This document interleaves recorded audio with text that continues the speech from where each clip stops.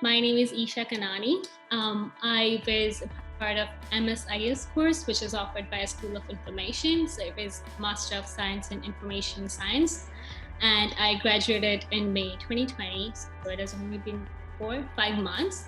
And then I joined Dell as a data scientist in Austin itself.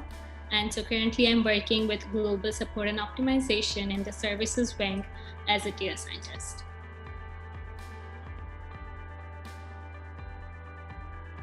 The first thing that I did was to go to the career development office because they had a lot of material on how to do the research and how to get yourself prepared.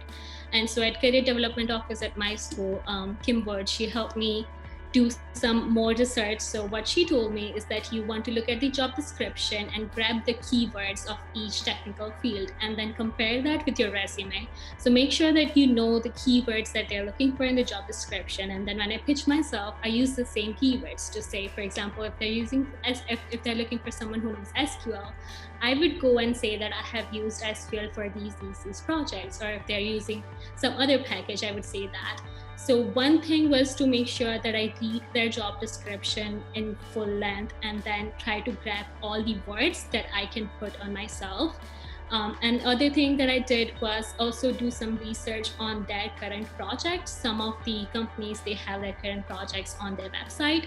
And so if there are projects that I'm interested in and something that I think I can help with, I would say that as well, using my skills.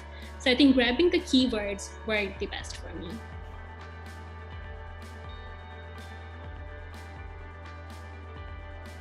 Do a lot of RAs and TAs at UT, I would say. UT is a great place. We have a lot of professors throughout the campus, and it's very great that I do not just have to stick to my school. I can go to any professor on campus and ask for projects.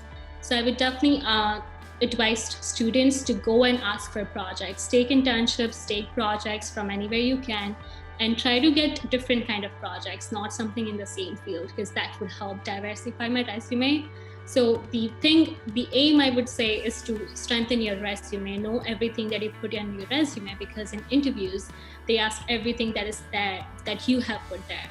So make sure that you make your resume strong, get all the projects that you can get, talk to professors, see if they know some kind of opportunities out in the industry, which would be good. But basically taking all the projects that are available on campus would be the best thing to do.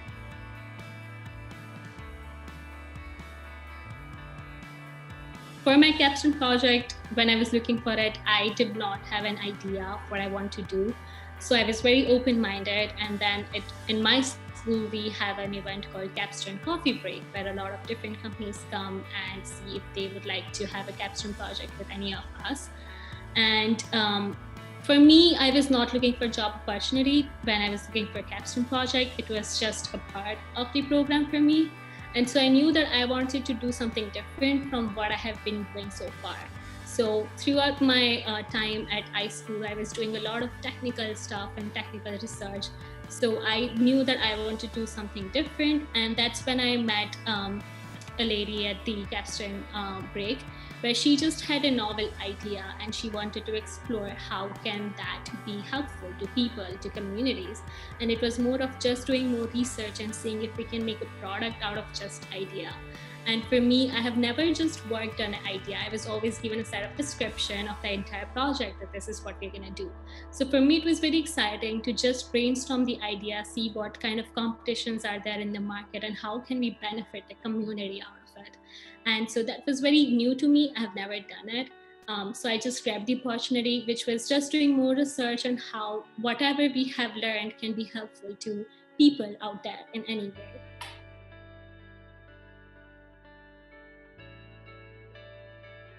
Companies are looking for people who are willing to learn and who are willing to adapt to new technologies. Because as I said, like for me, it was a big learning curve as soon as I joined. Even when I joined as an intern, the most important thing that they're looking for is that you are able to adapt to the ever-changing environment, because they will be changing the platforms a lot, they'll be changing the technologies a lot. So you should be able to learn all of the time. You should not be very skilled at everything. They're not looking for someone with 10 years of work experience because they're coming to UT to hire you. So that is not what they're looking for. For me, I had basic experience and that's what I had. But then I told that I'm willing to learn. And that's what has helped me, because I had questions. And even at the company, even today, I go and tell them that I don't know how to do this, but then I can learn it. And so the willingness to learn has helped me reach here. And I think that's going to be how I will be for the next few years, because I'm always going to learn. So as long as you have basic knowledge and you're willing to learn and you're willing to adapt to new technologies, I think the companies will like you.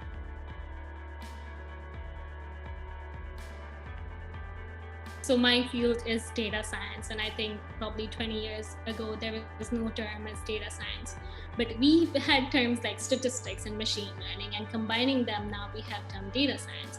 And this is still new. It is such a big field because it has a lot of things under it, and it is ever changing. Even for these times, like for example, medical research is completely different, which is not my part, but I'm sure anything that has to do with data is very important to take insights and go further.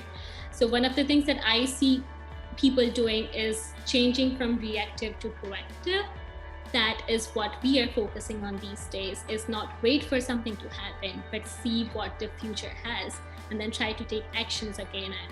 And I think we have a long way to go for that, but seeing the progress in research and in industry, that's what I see, that people are trying to take more of the proactive approach than the reactive approach.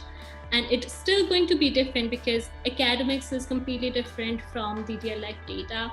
Like when I was learning, the data in schools would be very pretty and very standard, but in real life, that's not how it is.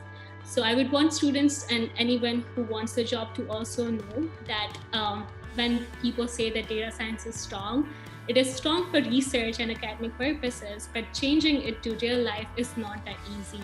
But I see that going forward, since we have so much research going on, we might make it easy to real life as well and take better decisions.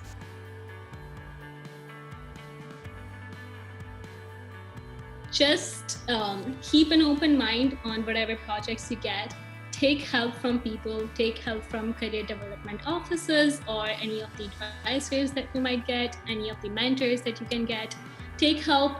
Be comfortable saying that you don't know things if you don't, because you're here to learn. So be comfortable with the idea that you might not know everything, but you have to keep learning.